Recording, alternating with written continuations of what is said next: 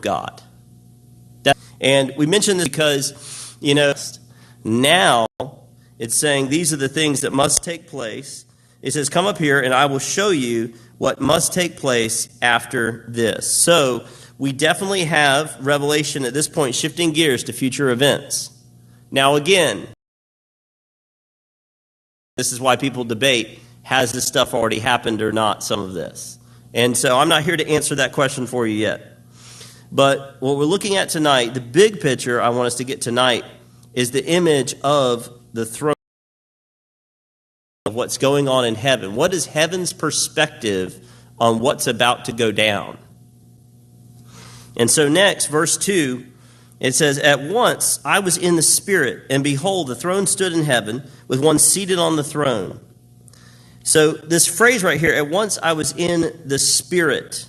And we know that this was happening when he was doing worship on a Sunday. He was on the island of Patmos. We know from chapter 1, in verse 10, it says, I was in the Spirit on the Lord's day. Now, he was on a prison island, so he probably is not getting to have like worship in a church service. He's probably spending time alone with the Lord in God's presence to honor him while he's on this prison island.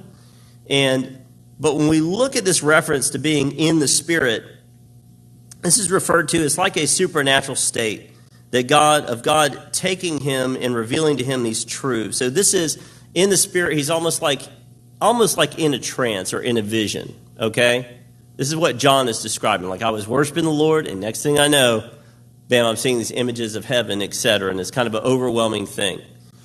We see if you go and look in Ezekiel, which is a good reference book. If you want to know some of the things going on in Revelation, read Ezekiel, read Daniel, read Zechariah. These are the kind of books that you'll be like, oh, Revelation is referring back to that. But in Ezekiel talks several times about the Spirit kind of like overtaking him and showing him these things and these visions. And you see something similar happen to Peter in Acts chapter 10 and Paul in Acts chapter 22. And so that's what's going on, is that John is having a vision, basically, of what's happening next. And then we get to this picture, this image of God here. It says, in verse 3, it says, and he who sat there had the appearance of jasper and carnelian. Around the throne was a rainbow that had the appearance of an emerald. So jasper and carnelian, let's look at this. The idea here, now some of your translations are going to say like sardis stone or things like that. But the best picture we've got here is that you have to understand something. This is not like exactly what God looks like. This is the images that God is portraying to him to communicate something about himself. You see what I'm saying? So, and you also have to understand that he is struggling to describe what he's saying. He doesn't have words to describe what he's seeing. And that's why you don't get like a super detailed image of God here. It said, he who sat there had the appearance of jasper and carnelian. And we look at this, we see a description that's not a literal one, but it's a symbolic one. And this idea of jasper is a smooth stone that is either red, yellow, or maybe like a fleshy kind of pink color, kind of like a pink quartz kind of look, And then you have carnelian, which is more of a blood red color, and sometimes a fleshy color. But these two jewel descriptions, it's most likely that what John saw was an image of God, perhaps in reddish robes or something like that, showing his royalty. But the princes in that day commonly wore red apparel to distinguish them from royalty. Now, another interesting point about these two particular gemstones, these stones were the first and last stones that the priests of Israel wore when they went into the temple. And the stones, see the priests, they had the headdress, all these things, but they had this tablet that they wore on the front of the ephod, of the outfit that they were wearing to worship God in the temple. And each one of the stones represented the 12 tribes of Israel. And now the image that John is seeing is literally the first stone and the last stone of those 12 tribes. So is there a reference to the first and the last there? Maybe so. So those are some ideas here that we see of this description of God. But really, we learn a lot of things from the throne, from the picture of the throne here. It says, in verse 4, it says, around the throne were 24 thrones. Actually, hold on, back up to 3. Around the throne was a rainbow that had the appearance of an emerald.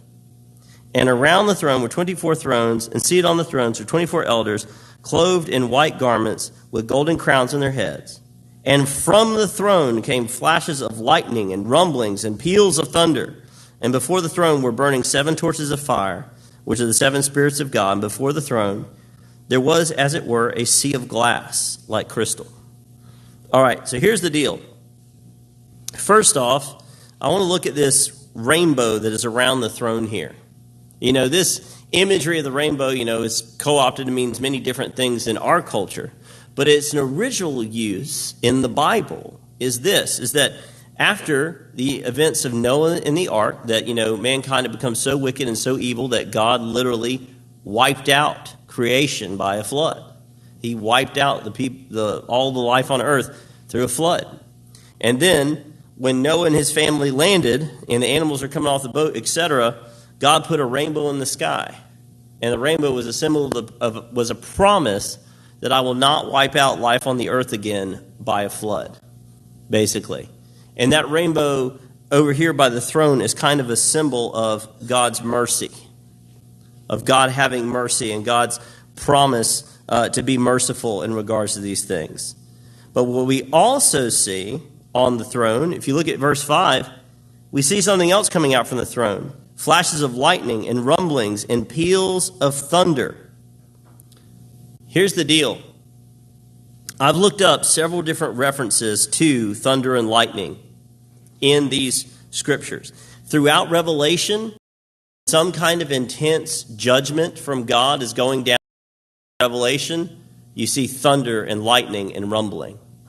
Furthermore, if you go all the way back to Exodus chapter 19 and verse 16, if you look there, you have Moses going up on the mountain to meet with God and get the 10 Commandments.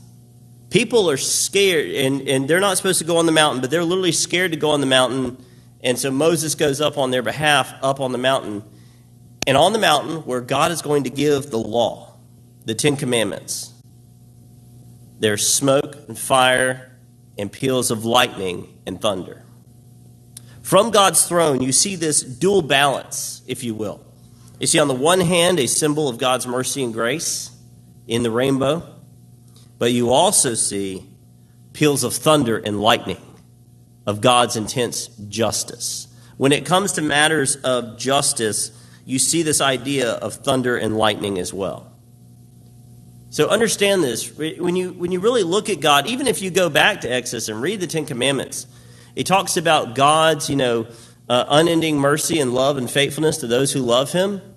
But also it talks about God's wrath and judgment and consequences for those who reject him. Like it's right there when he's given the 10 Commandments. Jesus says the same kind of thing. Repent lest you likewise perish. Right? But there's this dual focus to God.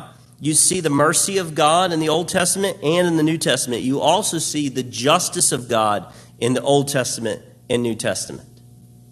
God is literally, the best way I can describe God is he's turned up to infinity. If the scale's 1 to 10, he's turned up to infinity. His love and mercy is never ending for those who love him. But for those who rebel and choose wickedness, so is wrath. So is judgment. God is merciful, but he is also just.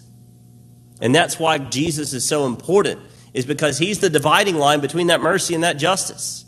Jesus bore the intense wrath of God so that we could be saved. Right? You see that? What's up, bro? And so that's the image here. So we see the one end, the rainbow of God's grace, but we also see the thunder and lightning of his justice. So that's something that we have to realize as we look at the throne of God. And another thing that we see here is the 24 elders.